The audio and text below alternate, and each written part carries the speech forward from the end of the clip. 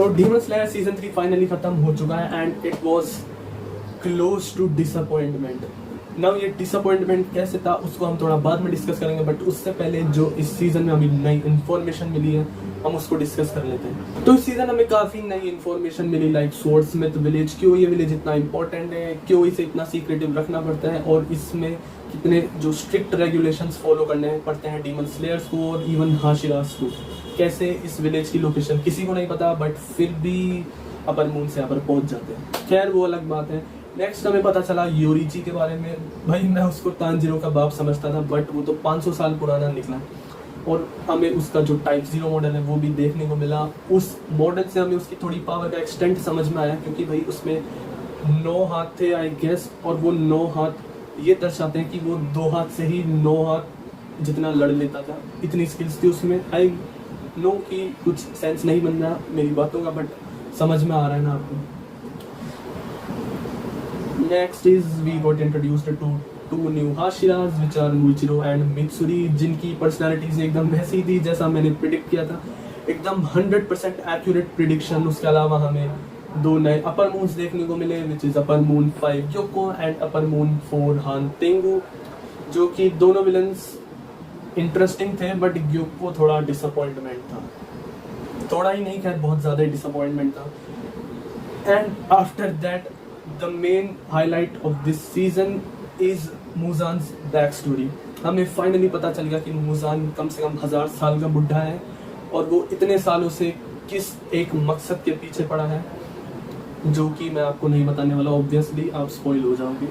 But खैर हमें Muzan की बैक स्टोरी भी देखने को मिली, उसके ओरिजिन्स के बारे में जानने को मिला। अब ये तो हो गई नई इन्फॉर्मेशन की बात जो कि वेल एंड गुड है, बट जो मेन चीज़ है जिसके लिए डीमन स्लेयर दुनिया में चर्चित है, अब हम उसकी बात करेंगे, यह एनिमेशन की। तो इस सीजन का एनिमेशन मैं समझाता हूँ। तो डीमन स्लेयर सीजन 3 चालू होने से पहले इसके प्रोड्यूसर युमा ताकाहाशी ने कहा था कि the animation will reach new heights in the upcoming demon slayer season 3। मैंने वो आर्टिकल पढ़ा, मैंने बस यही बोला भाई तुम क्या ही कर दोगे अब सीजन 3 में, क्या एलियंस को बुला लिया तुमने?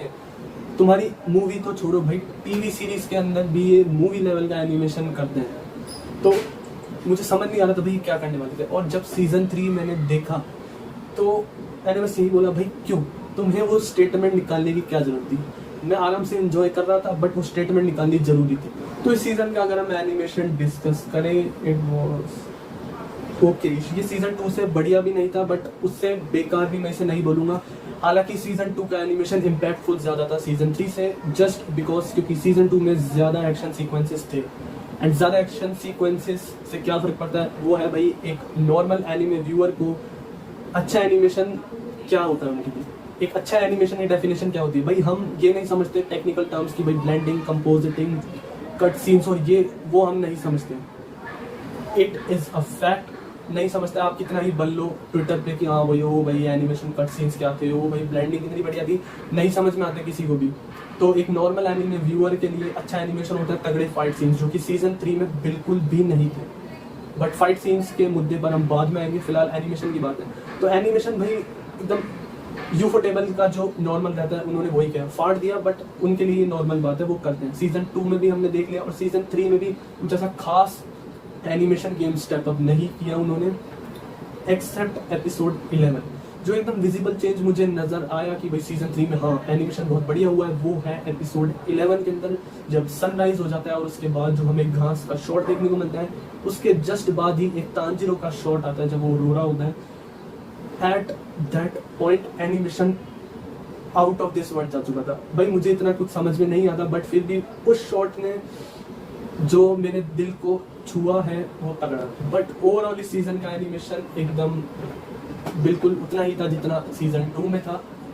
खैर कोई दिक्कत वाली बात नहीं है, हम इसको देख लेंगे, बट ध्यान रखना चाहिए कि भाई जब आप ऐसी स्टेटमेंट निकालो तो थोड़े कुछ ऐसी चीज़ें भी करो जिससे लोगों को चेंजेस नजर आए, नॉर्मल लोगों को। ये नहीं भाई किसी की एनिमेटर को समझ में आ गया ओ भाई साहब क्या ही कट सीन मारा है, वो हमको नहीं दिखने वाला। तो हमारे लिए कुछ तड़कती भड़कती चीज़ें लाओ जिससे हमें एनिमेशन बढ़िया लगे।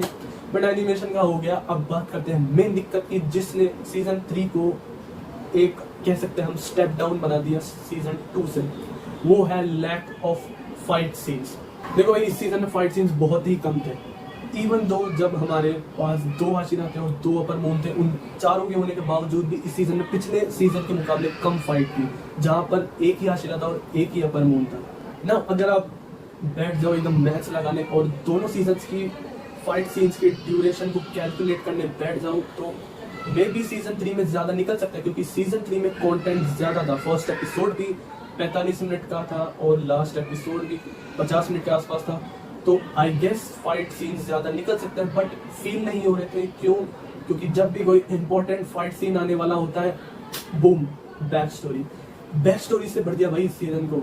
फ्लैशबैक्स आए जा रहे हैं, हर 5 मिनट में फ्लैशबैक आए जा रहे हैं। कुछ भी फाइट सीन आने वाला होता है, फ्लैशबैक। कोई मैच की कोई मरने वाला होता है, तब फ्लैशबैक। अरे हमें फाइट सीन्स को फील तो करने दो, 6-7 मिनट एक कोई सीन तो चलाओ जिससे हम इमोशंस फील कर पाए। भाई फाइट सीन्स में अगर कोई इंटरप्शन आ जाता है तो पूरा मजा ही खराब हो जाता है। मोहित चिरो की फाइट सीन्स में इतने फ्लैशबैक्स आए और फिर उसकी फाइट भाई कितनी ही जल्दी खत्म कर दी, जो कि बिल्कुल भी अच्छा नहीं लगा। इवन लास्ट एपिसोड जिससे हम एक्सपेक्ट करते हैं कि भाई उसमें तो कुछ तगड़ी क्लाइमेटिक फाइटिंग आएगी, उसमें भी फाइटिंग नहीं आई। ओवरऑल भाई इस सीजन में काफ़ी कम फाइटिंग थी, जो कि बहुत हर्ट करा है उसने सीजन 3 को, और सीजन 2 से काफ़ी नीचे आ जाती है इसकी ratings just because of fight scenes. इतनी देर से जो मैं फाइट सीन्स करे जा रहा हूँ, भाई पागल नहीं हूँ मैं। डीमन स्लेयर को यही कुछ चीज़ें हैं जो कि स्टैंड आउट कराती है बाकी दूसरे एनिमे से, इसका एनिमेशन और इसकी फाइट सीन्स। बाकी इसका यूएसपी आप ये मत समझना स्टोरी है ना, बिल्कुल भी नहीं है, एनिमेशन ही है। और एनिमेशन भी सबसे बढ़िया कहाँ नजर आता है, फाइट सीन्स में। तो दोनों ही इंटरकनेक्टेड है, इसलिए फाइट सीन्स काफी जरूरी है, जो कि सीजन में नहीं आए। खैर मैंने ये समझ लिया कि ये सीजन डीमन स्लेयर के मांगा ऑथर द्वारा हमें ब्रीदिंग टाइम दिया गया था, क्योंकि सीजन 2 में काफी ज्यादा फाइटिंग थी और आने वाले आर्क्स में भी काफी ज्यादा फाइटिंग होगी आई गेस। इसलिए ये डीमन स्लेयर के ऑथर द्वारा हमें ब्रीदिंग टाइम दे दिया गया है, ताकि हम अपने आप को प्रिपेयर कर सके आगे जो बूम बाम होने वाला है। और जब से सीजन 4 का जो अनाउंसमेंट हुआ है कि भाई हाशिरा ट्रेनिंग आर्क आएगा, तो मैं काफी ज्यादा एक्साइटेड हूँ, क्योंकि ट्रेनिंग आर्क में भी ऑफ कोर्स हमें कुछ तगड़ी छोटी मोटी से मगर एक्शन सीक्वेंसेस देखने को मिलेंगी। नाउ ट्रेनिंग आर्क से मुझे समझ में नहीं आ रहा भाई किसकी ट्रेनिंग होगी। तांजीरो की और ज़ेनित्सु इनोसुके की ट्रेनिंग होनी चाहिए, बट शायद हाशिराज भी ट्रेनिंग कर ले, अपना वो थ्रेट समझ जाए कि डीमंस क्या थ्रेट पोसेस करते हैं। और उसके बाद जितने मुझे मांगा रीडर्स द्वारा स्पॉयलर्स मिले हैं, I guess infinity castle arc आने वाला है जिसमें शिनोबू होगी।